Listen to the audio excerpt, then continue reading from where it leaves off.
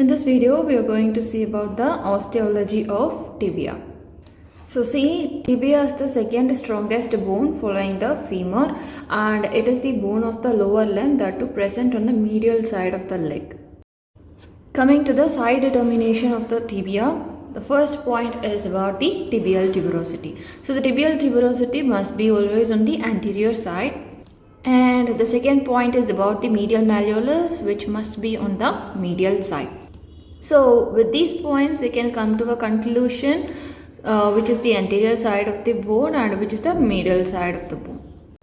So with that we can determine the side of the tibia. Now coming to the bony landmarks of tibia. So tibia has a superior end. This is the superior end of the tibia, and an inferior end and a shaft. So as you see here, the superior end is more broader than the inferior end.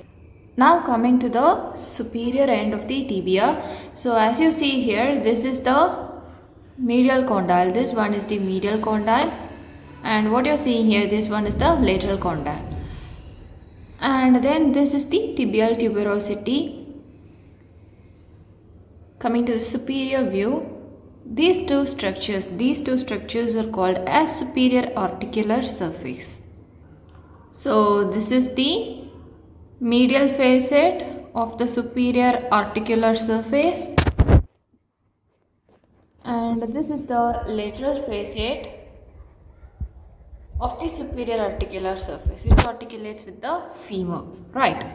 So as you see here, this medial facet, this is more broader than that of the lateral facet, right? So this medial facet, it articulates with the medial condyle of the femur, whereas this lateral facet, it articulates with the lateral condyle of the femur. Coming to the next structure, so the space what you're seeing here, the space in between the medial facet and the lateral facet, this is called as the intercondylar space.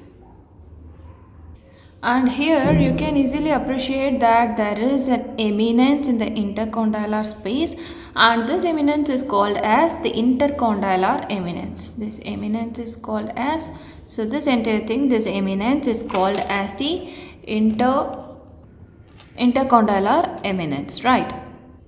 And then what you are seeing here, this is called as the oblique line. This one, this is called as the oblique line.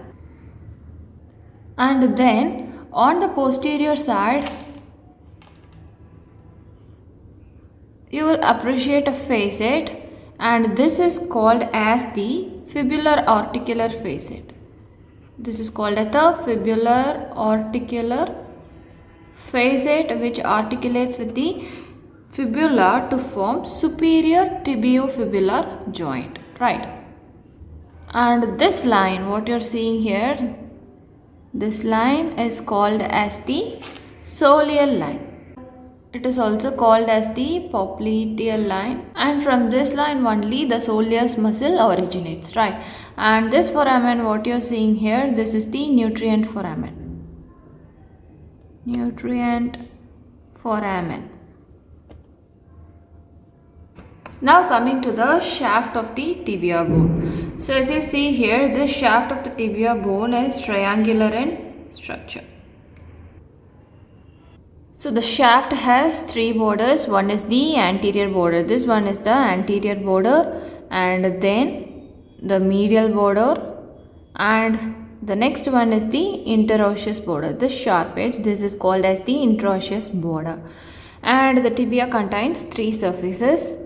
So between this anterior border, see the anterior, between the anterior border and the medial border lies the medial surface, and between the anterior border and the interosseous border lies the lateral surface, and then between the medial border and the interosseous border lies the posterior surface.